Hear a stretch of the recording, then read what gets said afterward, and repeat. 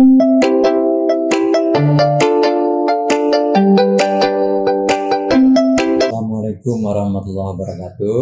Kita lanjutkan materi berikutnya terkait tentang kehumasan dengan subtopik kemampuan sekolah kader dalam pendekatan kepada kelompok masyarakat. Tujuan pembelajaran pada saat ini adalah agar peserta diharapkan memahami kerja peran humas dan mampu melakukan pendekatan kepada kelompok masyarakat sebagai dalam upaya mewujudkan pengawasan partisipatif. Saudara-saudari sekalian, yang bahwa sebelum kita melaksanakan pendalaman materi ini lebih lanjut, maka ada beberapa pengertian atau istilah yang mesti kita pahami terlebih dahulu. Pengertian tentang apa itu humas, yang selanjutnya apa itu namanya stakeholder. Nah, ini penting karena memang materi ini lebih lanjutnya adalah membahas tentang kemampuan para kader dalam melakukan hubungan dengan masyarakat nantinya. Nah, secara umum humas adalah hubungan kemasyarakatan di mana itu adalah komunikasi dua arah dari suatu lembaga, individu atau organisasi kepada pihak luar. Jadi ada internal dan di luar. Dan yang dimaksud dengan stakeholder di sini tentu adalah pemangku kepentingan. Nah, tentu di sini pemangku kepentingan dalam hal ini adalah yang ada ikatan yang ada kepentingan di antara hubungan tersebut. Sebagai contoh, di kelompok masyarakat itu ada beberapa stakeholder yang dapat kita petakan, mulai dari kelompok partai politik, dari kelompok mahasiswa, ada kelompok organisasi kemasyarakatan, dan kelompok-kelompok lainnya. Nah, terkait untuk kita lebih lanjut memahami pemangku kepentingan tersebut, ya di dalam upaya kita melakukan upaya mempengaruhi, menyampaikan pesan kita ya terkait dengan humas yang akan kita sampaikan, maka ada 3 kata kunci di situ. Ada namanya pemangku kepentingan bersifatnya itu adalah kunci, utama, dan pendukung. Nah, yang kunci ini adalah yang memiliki kaitan erat ya terkait dengan kepentingan, dan untuk pendukung ini artinya tidak memiliki kepentingan secara langsung, tapi ini juga dapat mempengaruhi terkait dengan peran humas itu sendiri. Dan selanjutnya adalah yang utama.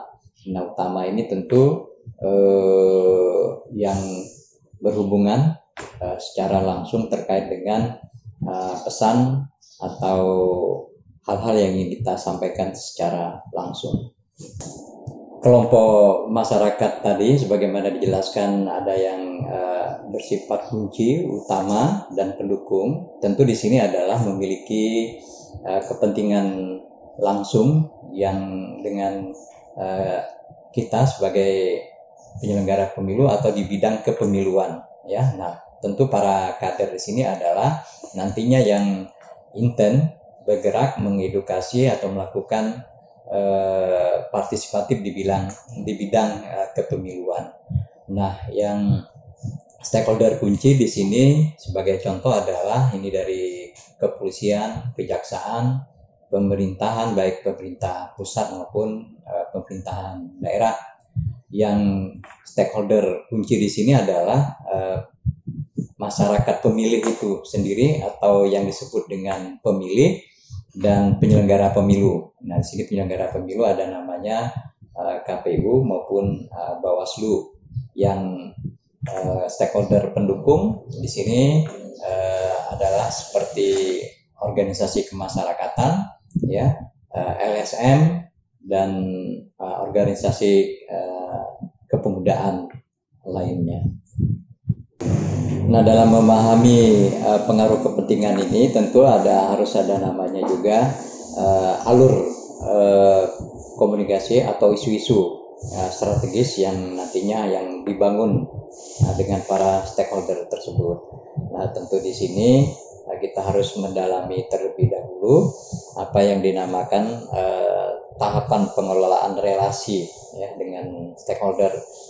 Nah, ada beberapa tahapan, diantaranya adalah merancang isu strategis sesuai karakteristik pemangku kepentingan. Nah, contoh tadi ada 3 kategori tadi ya, ada pemangku kepentingan atau stakeholder yang sifatnya adalah stakeholder kunci, utama, dan pendukung.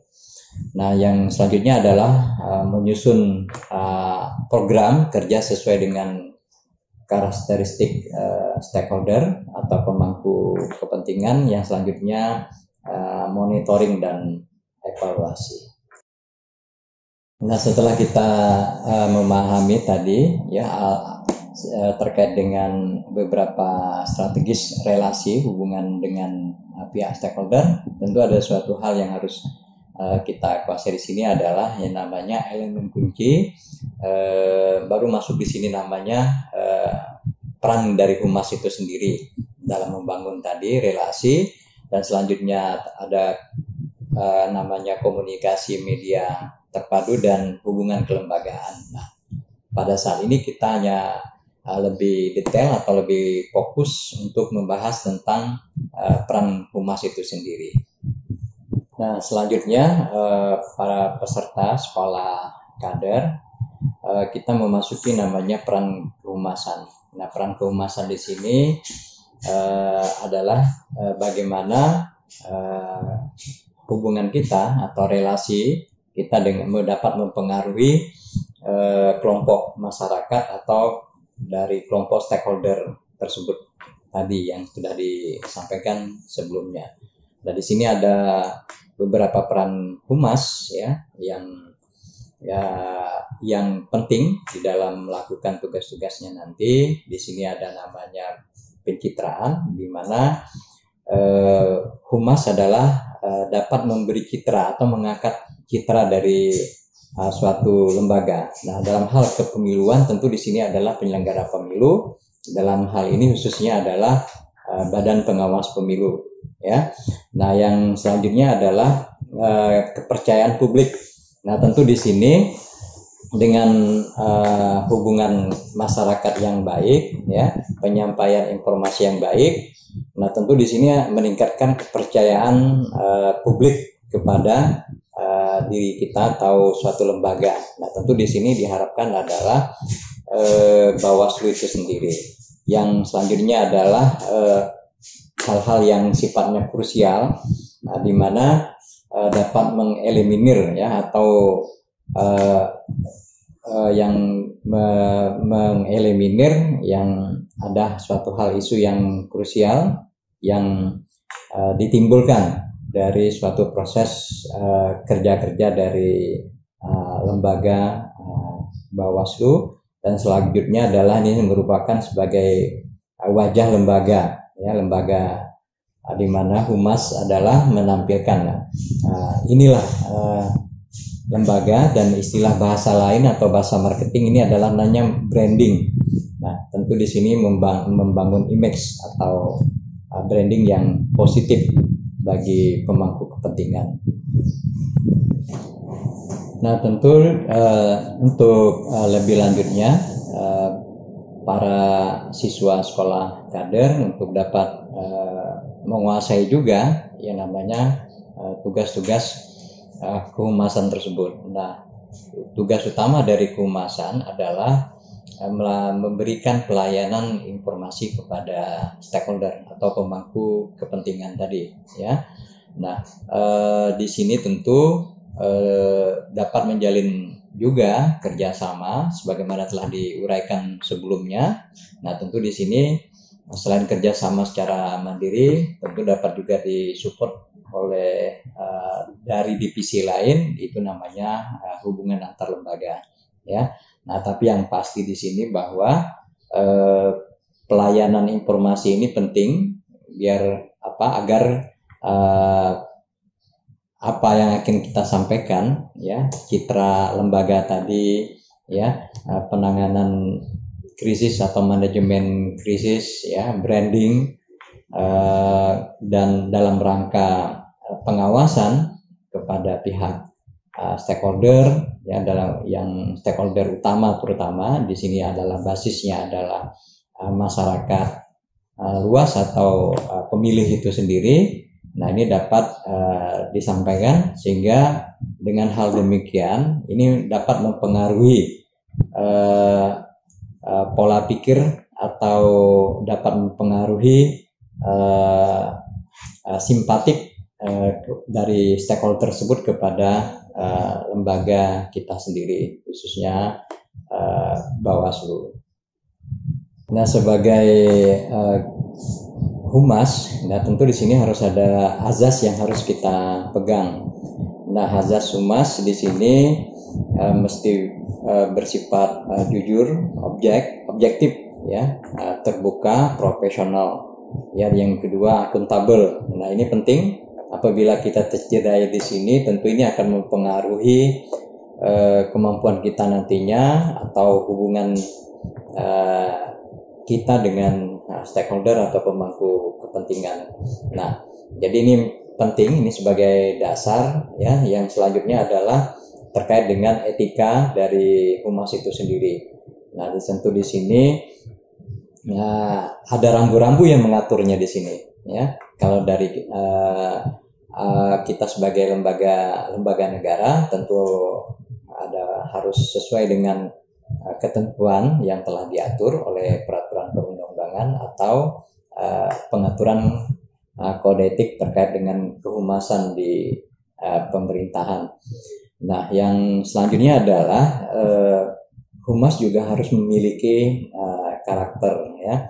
Nah, tentu di sini karakter humas ya harus mampu bagaimana membangun komunikasi dengan lembaga masyarakat, dengan stakeholder, ya, dengan beberapa lapisan stakeholder tadi, ya. Sudah diuraikan sebelumnya ada 3